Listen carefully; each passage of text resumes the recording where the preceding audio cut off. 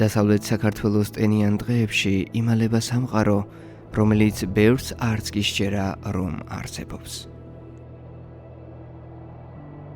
უძველეს ფესვებს შორის იმავე გზებით, რომლითაც საუკუნეების წინ მიედინებოდა.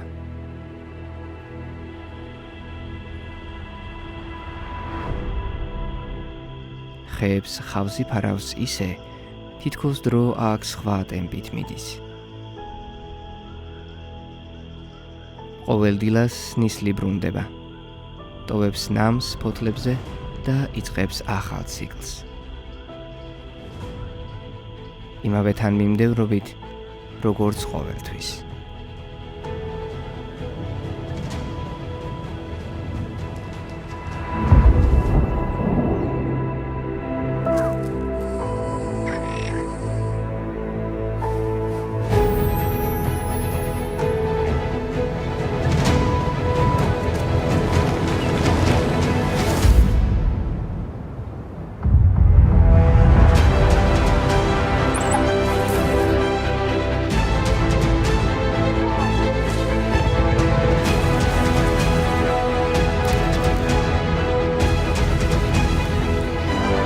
ჩვენ ვიხილავთ მეტოქეების საოცარ ბრძოლას ამ მიწაზე დასამკვიდრებლად.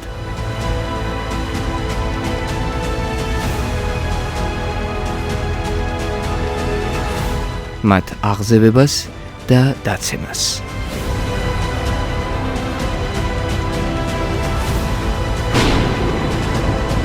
ვინ განაგებს ჭაობის სამეფოს?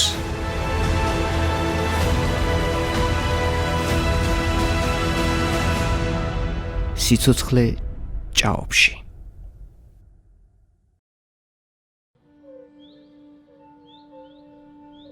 ამ ტენიან ჯუნგლებში სიცოცხლე ჩუმია, მაგრამ დაუღალავი.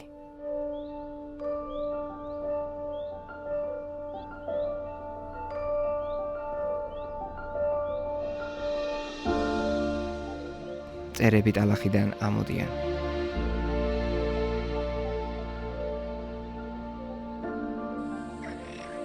ბაყაყების მრავალი სახეობა წყალში იმალება.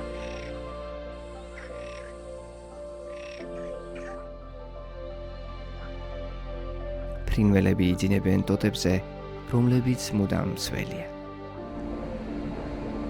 სიკვდილს კი დაბადება მოსდევს.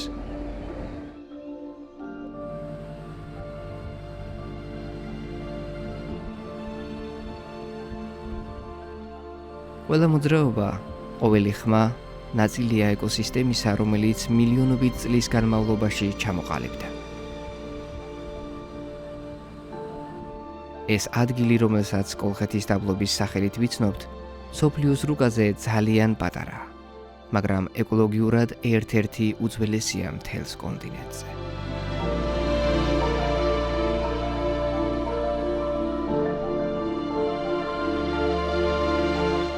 აქ ჯერ კიდევ შეგვიძლია ვნახოთ ის, რაც ევროპამ დიდი ხნის წინ დაკარგა.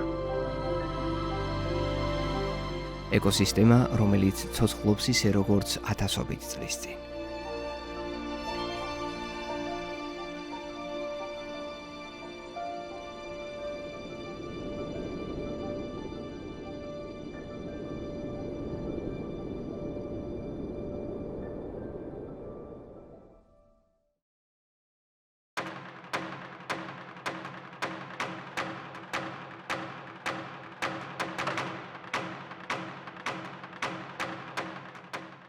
კოლხეთის დღე არასდროს ჩერდება. ის ცოცხალია დღისით და ხამით, წვიმასა და სიცხეში, საუკუნეების განმავლობაში. ეს არის სიცოცხლის უწყვეტი რიტმი. აქ არ არსებობს დასაწყისი და დასასრული, მხოლოდ გადარჩენა.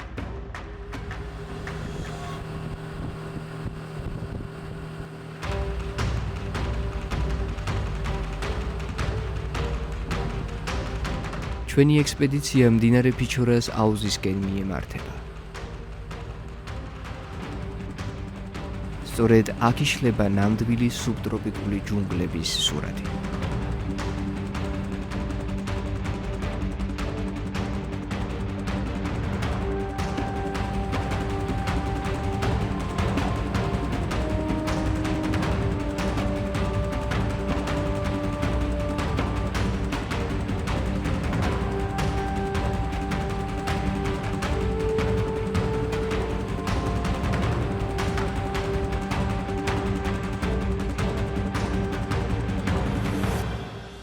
წყალთან შეზრდილი და შესისხლხორცებული ხეები, ასობით სახეობის ბალახი და მცენარე ამაზონის აუზის პეიზაჟს აცოცხლებს.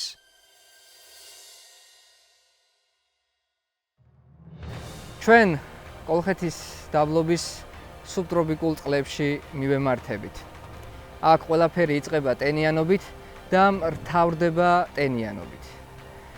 წვიმა შეიძლება იწვევდეს მოვლენას, რომელიც აქ ეკოსისტემას კვირაობით შეიძლება ცვლიდეს. ეს ტენიანობაა, რომელიც ბუნებას აქ მიძინების საშუალებას არ აძლევს.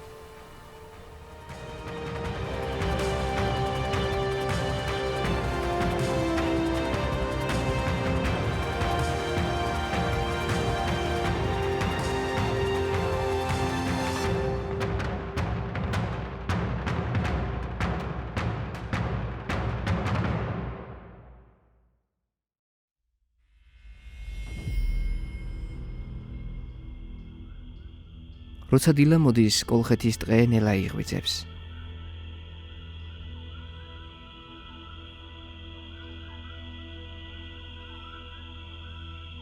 წვიმის წვეთები ტოვებენ ბალახზე ნამს და ამ მცირე წვეთებში იწყება ცხოვრება.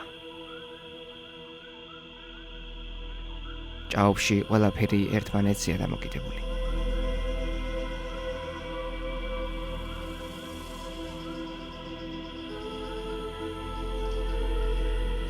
წყალი კვებავს მცენარეებს. მცენარეები ქმნიან თავშესაფარს მწერებისთვის, ხოლო ისინი თავის მხრივ ცხოველთა უსასრულო ჯაჭვის ნაწილია.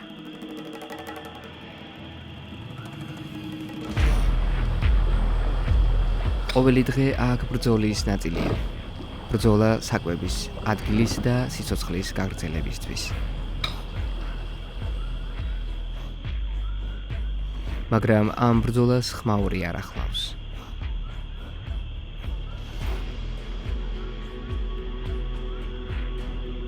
ბუნება მუშაობს უხმოდ და ზუსტად.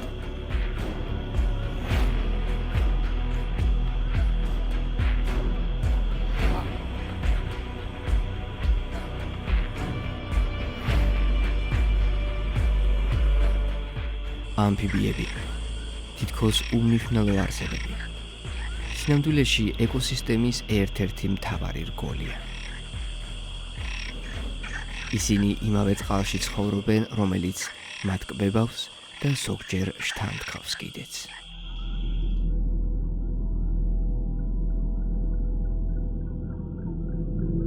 წყალქვეშ მცენარეების ფესვებში ასობით სახეობა მოძრაობს. მიკროსკოპული ორგანიზმებიდან დაწყებული პატარა თევზებამდე, რომლებიც მხოლოდ ამ ეკოსისტემაში გვხვდება.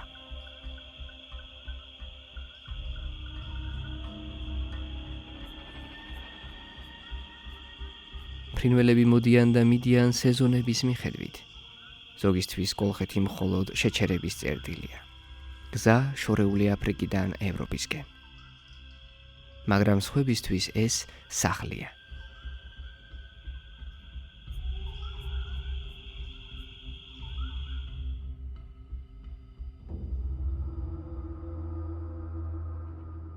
წყლის ზედაპირზე სფაგნუმის ხავსი ირწევა.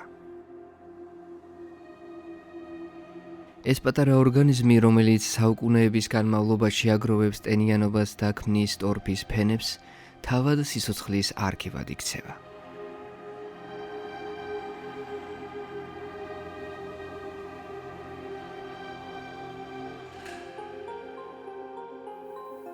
შორიდან ბაყაყების გრგვინმა და ჭრიჭინების მონოტონური ხმა ქმნის ჰარმონიას. ფიჩორას აუზი არა მხოლოდ წყლის, არამედ სიცოცხლის ციკლის გზაა. დაბადებიდან დაშლამდე, სიკვდილიდან აღორძინებამდე. მდინარე ფიჩორას გასწვრივ, სადაც ახლა ჩვენ მივემართებით, არის რელიქტური ტყეების უდიდესი ნაწილი, რომელსაც უდიდესი ეკოლოგიური მნიშვნელობა აქვს. მურყანი, რომელიც ტორფიან ნიადაგში თავს საუკეთესოდ გრძნობს კოლხური ბზა და სხვა რელიქტური მცენარეები. ლიანები, რომელიც აქ ასევე მრავლად არის, თავს ამაზონის ჯუნგლებში მოგაგონებთ.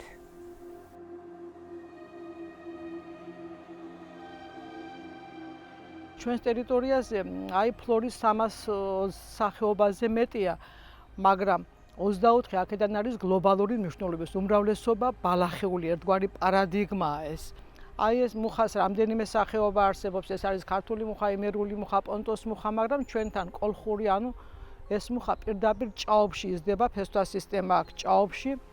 ახლა მასიურად შეიძლება ოდესღაც იყო ეს მუხის ტყეები, ეს რელიქტური მცენარეების ასეთი მასიური გავრცელება დღეს არ შეიმჩნევა, ეს უკვე ანთროპოგენური მიზეზია, ოღონდ ეს სანამ ეს პარკის ტერიტორია შეიქმნებოდა, მანამდე იყო ეს ჩარევები, რაც შეიქმნა იმის მერე ეს მკაცრად დაცულია ამ შემთხვევაში.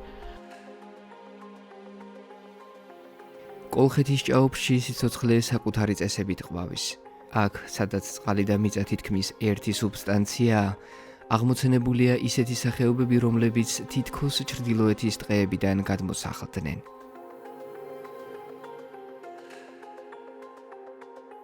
9,000-მდე ჰექტარი ტერიტორია გვაქვს. მიუხედავად იმისა, 12 რეინჯერია. თავიდანვე ვიწყებთ დილას იმით, რომ ინფორმაციას ვღებულობ რეინჯერებისგან, რა სიტუაცია ტერიტორიებზე, ტყეებში. მაქსიმალურად დღე ისე არ გავა, რომ რაღაცა იმდენი სილამაზე არ შევამჩნიოთ. რაღაც ვაკვირდებით ხემცენარეებს, რამე დაავადებები ხო არ გააჩნიათ.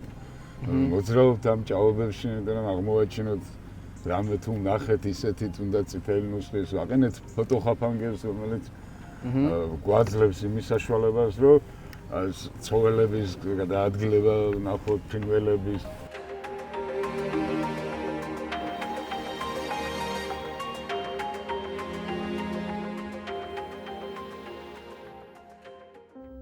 სფაგნუმის ხავსები ქმნიან რბილ, ტენიან საფარს, რომელიც ნელა აგროვებს წვიმის წვეთებს და ინახავს ტენიანობას მთელი წლის განმავლობაში. ამ ხავსებს შორის იზრდება მრგვალფოთოლა დროზერა, მცენარე, რომელიც მტაცებელია. მისი წებოვანი ფოთლები პატარა მწერებს იჭერს და ბუნების მიკროსამყაროში ციკლის კიდევ ერთ რგოლად იქცევა.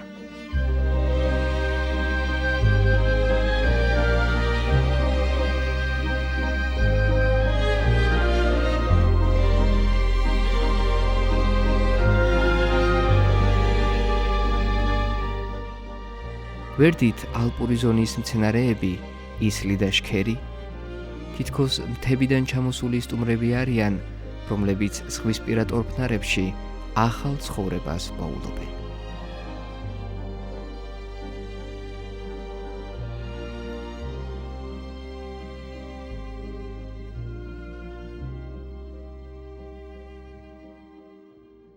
ახლა უკვე ღრმა ჯუნგლებში ვართ. ფიჩორას ჰაუზის სიღრმეში ვიწრო არხების განშტოებებია. ეს სისხლძარღვები მთავარ აუზს როგორც არტერიას ისე უერთდება.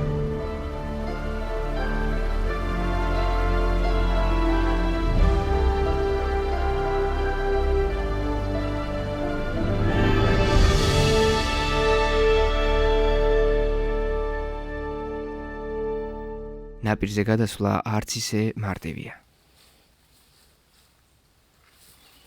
ნიადაგის ველია, ერთი არასწორი მოძრაობა და მასში წელამდე ჩაეფლობი.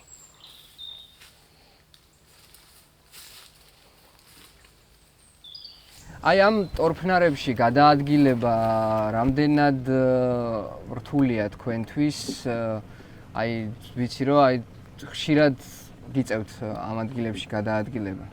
რა თქმა უნდა, სირთულე. თავისი წესებიც აქვს, რა თქმა უნდა. როგორია მოძრაობთ, გვაქვს დაცული ყველაფერი. თუ ძალიან ისეთი ახლა სპაგნიუმებში და ამაში მომდევნო სპეციალური თხილამურები გვაქვს, ჭაობის თხილამურები, მაგით მოძრაობთ, მაგრამ უშუალოდ უკვე როგორ ამდენი გამოცდილებიდან გამომდინარე, უკვე ვიცით რომ ბილიკები სადაა მყარი ნიადაგი და ისე გადავადგილდებით, რომ არ მოხდეთ ისეთ ჭაობიან ადგილზე, მაგრამ თვალთა ხედვით მაინც ხედავთ რა.